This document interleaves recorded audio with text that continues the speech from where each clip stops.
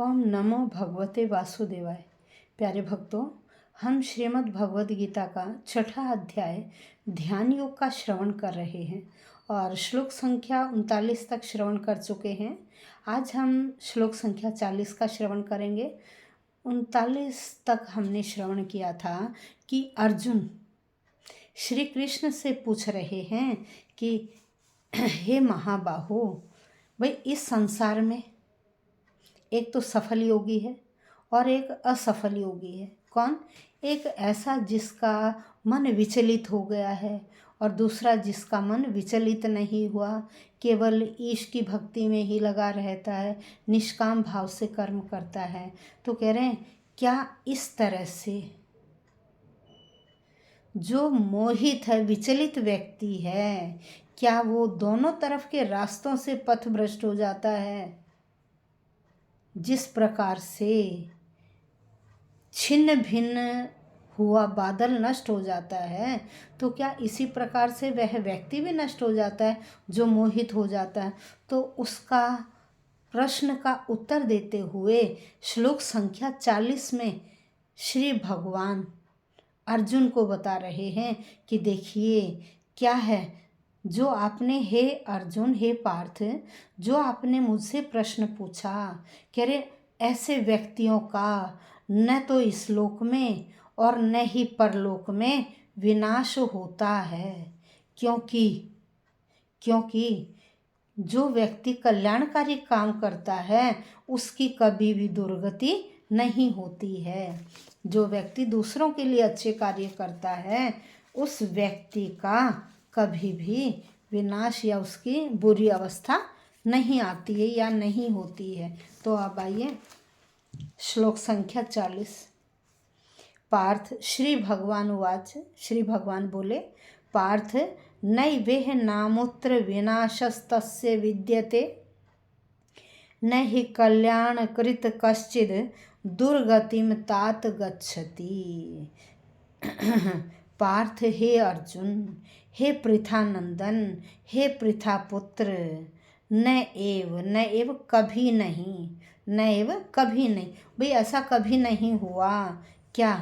इस संसार में नैव ऐसा कभी नहीं हुआ है। विनाश अमूत्र होता अगले जन्म में।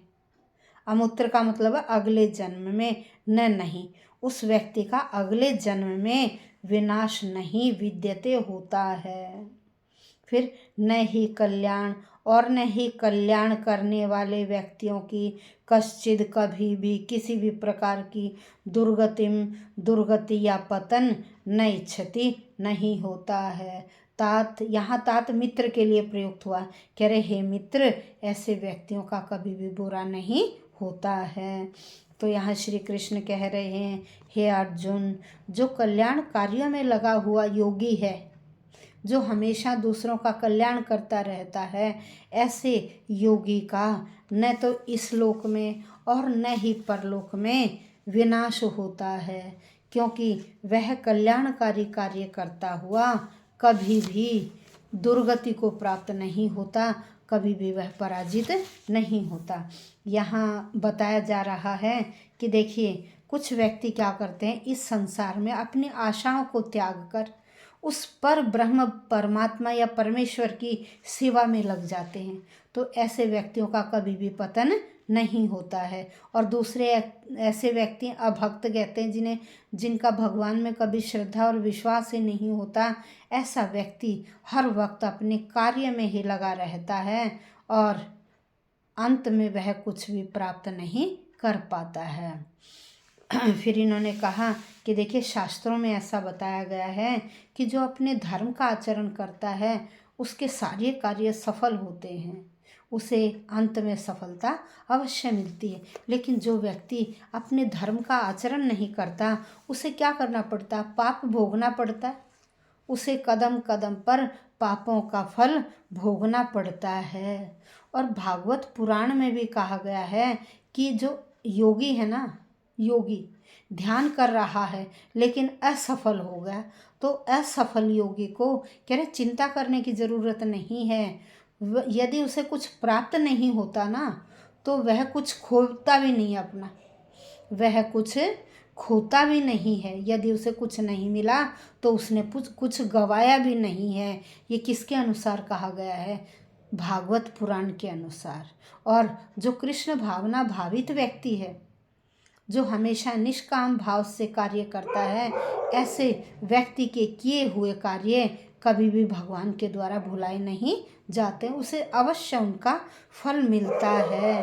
वैसे जो कल्याण का मार्ग है ना, उसमें अनुयायियों को 3 भागों में बांटा गया है। नंबर 1 जो भौतिक सुख संपन्नता का भोग करते हैं, और दूसरा जो संसार से मुक्ति पाने के लिए काम करते रहते हैं कि भाई मुझे तो संसार से मुक्ति मिल जाए। और तीसरे कौन?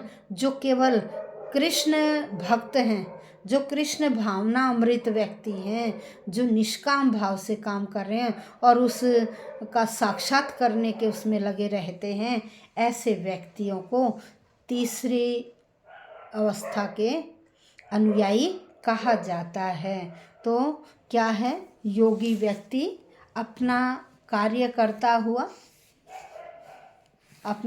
करता हुआ ईश्वर के प्रति अपने कार्य को अर्पित कर देता है और ऐसे व्यक्ति को फल अवश्य मिलता है। श्री कृष्ण कहते हैं कि ऐसे व्यक्ति को हे अर्जुन अवश्य फल मिलता है। यदि उसने कुछ पाया नहीं तो वह खोता भी नहीं है, कुछ गवाता भी नहीं है, उसे कुछ न कुछ थोड़ा बहुत तो अवश्य मिलता है। यहाँ उसके प्रश्नों का श्री कृष्ण ने निवारण किया है।